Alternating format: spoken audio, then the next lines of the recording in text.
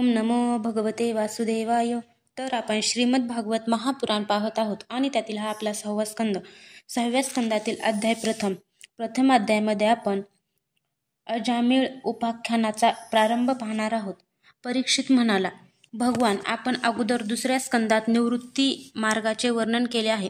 तसेच त्याच्याद्वारा अर्चिरादी मार्गाने जीव क्रमश ब्रह्मलोकात जाऊन पोचतो आणि नंतर ब्रह्मदेवाबरोबर मुक्त होतो असेही सांगितले आहे. मुनिवर्य, याखेरीज आपण प्रवृत्ती मार्गांचे सुद्धा 3ऱ्या स्कंदात वर्णन केले आहे. त्यामुळे त्रिगुणात्मक स्वर्ग इत्यादी लोकांची प्राप्ती होते. पण प्रकृतीचा संबंध न सुटल्यामुळे जीवांना वारंवार जन्ममृत्यूच्या फेऱ्यात पडावे लागते. तसेच आपण अधर्म केल्यामुळे मिळणाऱ्या अनेक नरकांचेही विस्ताराने वर्णन केले. त्याचे अधिपती स्वयंभू मनु होते. त्या पहिल्या मन्वंतराचेही आपण वर्णन केले. त्याचबरोबर 4थ्या आणि 5व्या स्कंदात प्रियव्रत आणि उत्तानपादाचे वंश आणि त्यांची चरित्रे, तसेच द्वीपे, वर्ष, समुद्र, पर्वत, नद्या, उद्याने आणि विभिन्न द्वीपातील वृक्षांचे सुद्धा निरूपण केले. भूमंडळाची स्थिती, त्याची द्वीपे, वर्ष इत्यादी विभाग, त्यांची लक्षणे आणि विस्तार, नक्षत्रांची स्थिती, सप्तपाताळे आणि भगवंतांनी हे सर्व जसे निर्माण केले त्याचे वर्णनही ऐकविले. हे महाभाग, आता जे केल्यामुळे माणसांना अनेक भयंकर यातनांनी युक्त अशा नरकामध्ये जावे लागणार नाही, तो उपाय आपण मला सांगा. श्री शुक म्हणाले, मनुष्य मन, वाणी आणि शरीराने पाप करतो. जर त्याने त्या पापांचे याच जन्मात प्रायश्चित्त घेतले नाही तर मेल्यानंतर त्याला निश्चितपणे भयंकर यातनापूर्ण नरकात जावे लागते. त्याचे वर्णन मी तुला ऐकविले.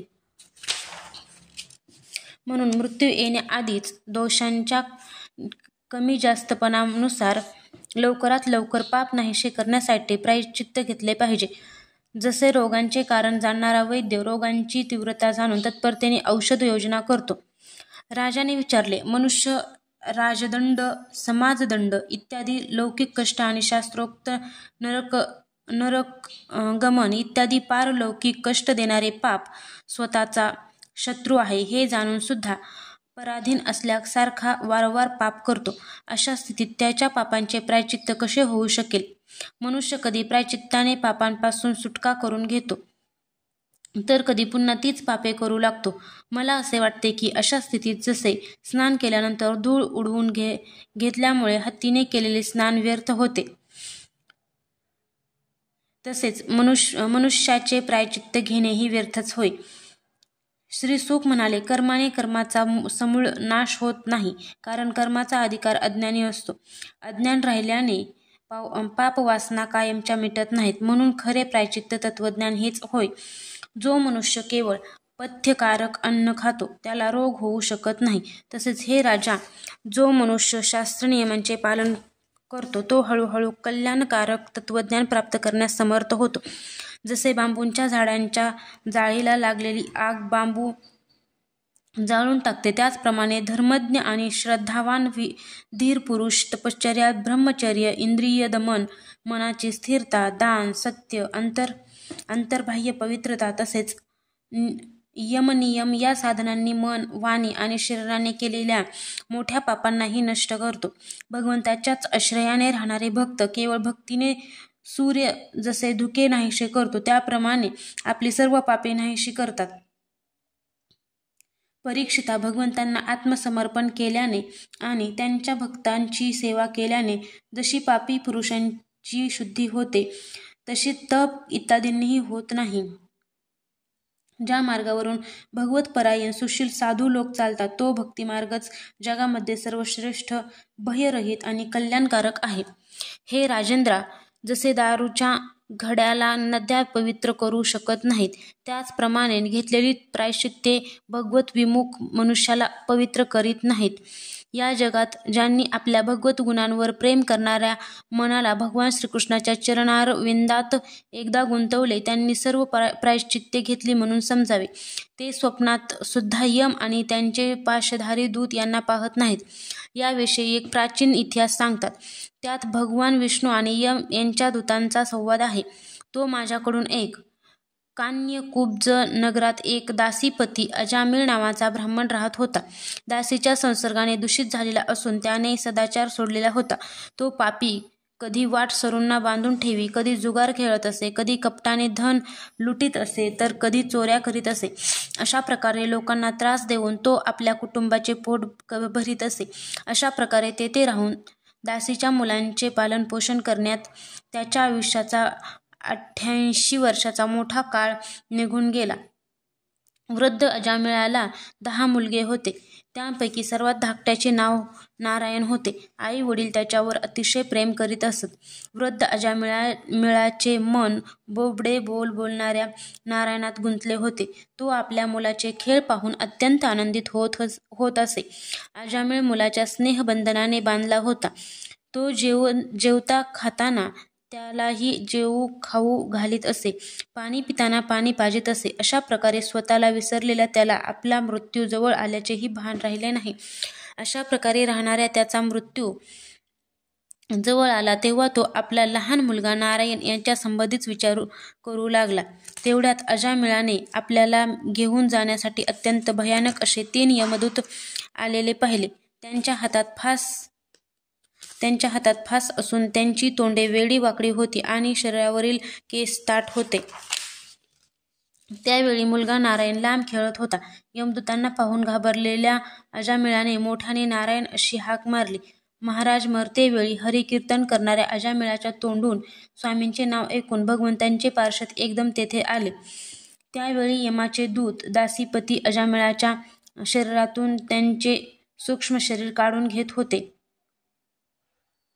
तेव्हा विष्णुदूतांनी ताकद लावून त्यांना अडविले. त्यांनी अडविल्यानंतर यमराजाचे दूत त्यांना म्हणाले, अरे धर्मराजाच्या आज्ञेला अडविणारे तुम्ही कोण? तुम्ही कोणाचे दूत आहात? कोठून आला आहात? आणि आम्ही याला नेत असता आम्हाला हा अडविता तुम्ही कुणी देव, उपदेव किंवा सिद्धश्रेष्ठ आहात काय? तुम्हा सर्वांचे डोळे कमलदलांप्रमाणे आहेत. तुम्ही पिवळी वस्त्रे परिधान केली आहेत. तुमच्या डोक्यावर मुकुट, कानात कुंडले आणि गळ्यामध्ये कमळ पुष्पांचे हार शोभून दिसत आहेत. तुम्ही सर्वजण तरुण आहात. तुम्हाला सुंदर 4 हात आहेत.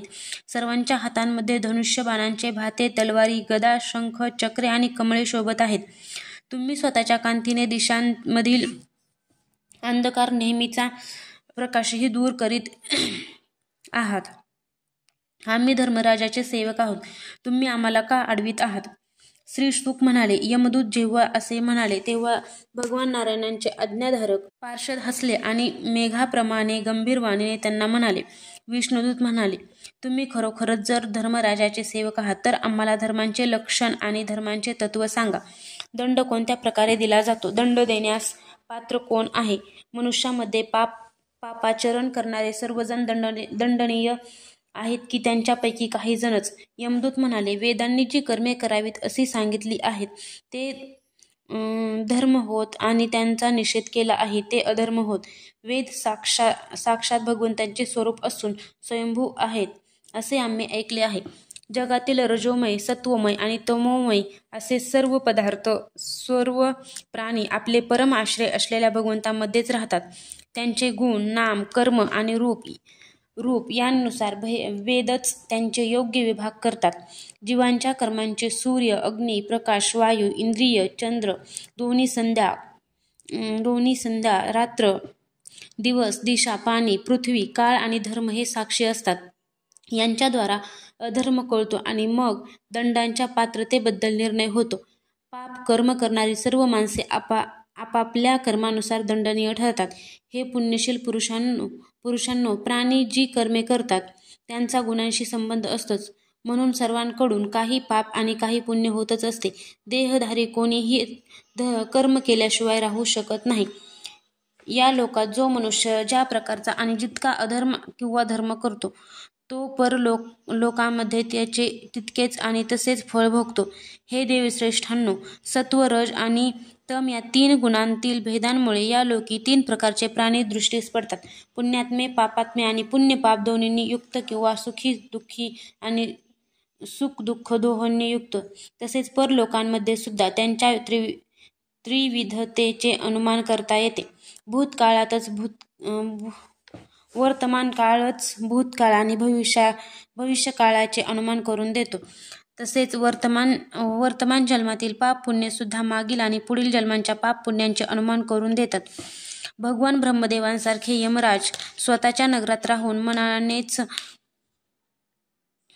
सर्वांचा भूतकाळ पाहतात. त्याचबरोबर ते त्यांच्या भविष्यकाळाचाही विचार करतात किंवा शरीरात राहणारा अजन्मा क्षेत्रज्ञ जीवांचा भूतकाळ जाणतो तसाच त्याच्या भविष्यकाळाचा विचार करतो. जसे झोपी गेलेला मनुष्य स्वप्नांमध्ये दिसणाऱ्या कल्पित शरीरालाच आपले खरे शरीर समजतो आणि खऱ्या शरीराला विसरतो, त्याचप्रमाणे जीवाला सुद्धा आपल्या पूर्वजन्मांतील स्मृती राहत नाही आणि वर्तमान शरीराशिवाय त्याला अगोदरच्या किंवा पुढच्या शरीरासंबंधी काहीच कल्पना येत नाही. जीव या शरीरामध्ये 5 कर्मेंद्रियांनी स्वतःची कामे करतो, 5 ज्ञानेंद्रियांनी शब्दादी 5 विषयांचा अनुभव घेतो आणि 16व्या मनाच्या साहाय्याने तो स्वतः एकटाच मन, ज्ञानेंद्रिय आणि कर्मेंद्रिय या तिघांच्या विषयांचा उपभोग घेतो. जीवांचे हे 16 कला आणि सत्वादी 3 गुणांचे लिंग शरीर अनादी आहे. हे जीवाला वारंवार हर्ष, शोक, भय आणि कष्ट देणाऱ्या जन्ममृत्यूच्या फेऱ्यात अडकविते. जो जीव अज्ञानाने काम, क्रोध, लोभ, मोह, मद व मत्सर या 6 शत्रूंवर विजय मिळवित नाही, त्याला त्याची इच्छा नसतानाही निरनिराळ्या व्यसनांनुसार अनेक कर्मे करावी लागतात. अशा स्थितीत तो रेशमाच्या किड्यांप्रमाणे स्वतःच आपल्याला कर्माच्या जाळ्यात अडकून घेतो आणि मोहाची शिकार बनतो. कोणताही शरीरधारी जीव कर्म केल्याशिवाय एक क्षणभरही राहू शकत नाही. प्रत्येक प्राण्यांचे स्वाभाविक गुण बळजबरीने त्याला आपल्या अधीन करून त्याच्याकडून कर्म करवितात. जीव आपल्या प्रारब्धानुसार स्थूल आणि सूक्ष्म शरीर प्राप्त करतो. त्याच्या स्वाभाविक प्रबळ वासनांमुळे त्याला मातेसारखे स्त्रीरूप किंवा पित्यासारखे पुरुषरूप प्राप्त होते. प्रकृतीशी संसर्ग झाल्यानेच पुरुष आपले मूळ स्वरूप विसरून शरीरालाच आपले खरे रूप मानतो. हा भ्रम भगवंतांच्या भजनाने लवकरच नाहीसा होतो. हा अजामिळ शास्त्रज्ञ होता. शील, सदाचार आणि सद्गुणांचे तो आगर होता. ब्रह्मचारी, विनयशील, जितेंद्रिय, सत्यनिष्ठ, मंत्रवेत्ता आणि पवित्र होता. हा गुरु, अग्नी, अतिथी आणि वृद्ध पुरुषांची सेवा करणारा होता. तसेच हा अहंकाररहित, सर्व प्राण्यांचे हित इच्छिणारा, साधू, मितभाषी आणि निर्मत्सरी होता. एके दिवशी हा ब्राह्मण आपल्या वडिलांच्या आज्ञेनुसार वनात गेला आणि तेथून फळे, फुले, समिधा व दर्भ घेऊन घरी येऊ लागला. परत येतेवेळी त्याला एक कामातुर शूद्र मद्यपान करून कोणा वेश्येबरोबर विहार करीत असलेला दिसला. वेश्यासुद्धा मद्यपान करून धुंद झाली होती. नशेमुळे तिचे डोळे भिरभिरत होते. तिची अवस्था अर्धनग्न होती. तो निर्लज्ज आचारभ्रष्ट क्षुद्र त्या वेश्येबरोबर कधी गात, कधी हसत तर कधी वेगवेगळ्या क्रीडा करीत असे. तो क्षुद्र कामोद्दीपक वस्तू लावलेल्या हातांनी त्या स्त्रीला आलिंगन देत होता. त्यांना या अवस्थेत पाहून अजामिळ एकदम मोहित आणि कामातुर झाला. जरी अजमिळाने आपले धैर्य आणि ज्ञानानुसार कामवेगाला विचलित केलेले आपले मन आवरण्याचा पुष्कळ प्रयत्न केला तरी सुद्धा त्याला ते शक्य झाले नाही. कामपिशाच्याने त्या वेश्यांचे निमित्त करून अजामिळाचे मन ग्रासून टाकले.